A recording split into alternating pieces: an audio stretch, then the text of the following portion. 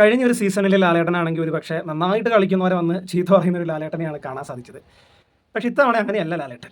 ലാലേട്ടൻ എന്താ പറയുക, പ്രേക്ഷകർ എന്താണോ മനസ്സിൽ കാണുന്നത് ആ രീതിയിൽ പെരുമാറുന്ന ഒരാളായിട്ട് ലാലേട്ടൻ ഇപ്പം മാറിയിട്ടുണ്ട്. കാരണം പുറത്തുള്ള പ്രേക്ഷകരുടെയും ഉള്ളിലുള്ള ബിഗ് ബോസിലെ കണ്ടസ്റ്റൻസിൻ്റെയും ഇടയിൽ നിൽക്കുന്ന ഒരാളാണ് ലാലേട്ടൻ. കാരണം ഉള്ളിൽ നിൽക്കുന്ന കണ്ടസ്റ്റൻസ് പ്രേക്ഷകരെ കാണുന്നത് ലാലേട്ടനിലൂടെയാണ്. അപ്പോൾ അതുകൊണ്ട് തന്നെ പ്രേക്ഷകരുടെ കാര്യങ്ങളാണ് ലാലേട്ടൻ കണ്ടസ്റ്റൻസുമായിട്ട് പങ്കുവെക്കേണ്ടത്. അപ്പം പണിപ്പുര ടാസ്കിൽ അനീഷ്, നമ്മുടെ ആര്യൻ, ജിസേൽ ഇവർ പോയിട്ട് അനീഷ് വളരെ അടിപൊളിയായിട്ട് ഗെയിം കളിക്കുകയും ബാക്കി രണ്ടെണ്ണം മരവാടകളായിട്ട് തിരിച്ചു വരുന്നൊരു സാഹചര്യം ഉണ്ടായിരുന്നു. അപ്പോൾ ബിഗ് ബോസ് വീട്ടിലുള്ള പലരും അനീഷിനെ കുറ്റപ്പെടുത്തുന്നതാണ് നമ്മൾ കണ്ടത്. കാരണം അനീഷിന് കിട്ടിയ ടാസ്ക് അനീഷിൻ്റെ മൈൻഡ് ഗെയിം വെച്ച് വളരെ വൃത്തിക്ക് കളിച്ചു. പക്ഷേ ബിഗ് ബോസിലുള്ള പൊട്ടന്മാർക്ക് അത് മനസ്സിലാക്കാൻ സാധിക്കുന്നില്ല.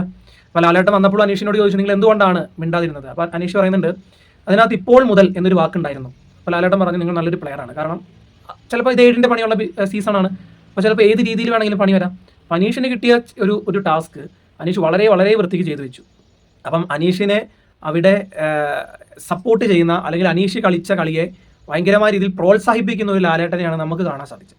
അപ്പോൾ ബിഗ് ബോസ് വീട്ടിനുള്ളിലുള്ള പലരും ഓരോ പൊട്ടത്തരവും കാണിച്ച് അനീഷിനെ മിക്കിട്ട് കയറുകയും അനീഷിനെ അവിടെയുള്ള സാധനം പിടിച്ച് വലിച്ചെറിയുകയും ഒക്കെ ചെയ്ത കുറേ മണ്ടന്മാരുണ്ട് ബിഗ് ബോസിനുള്ളിൽ.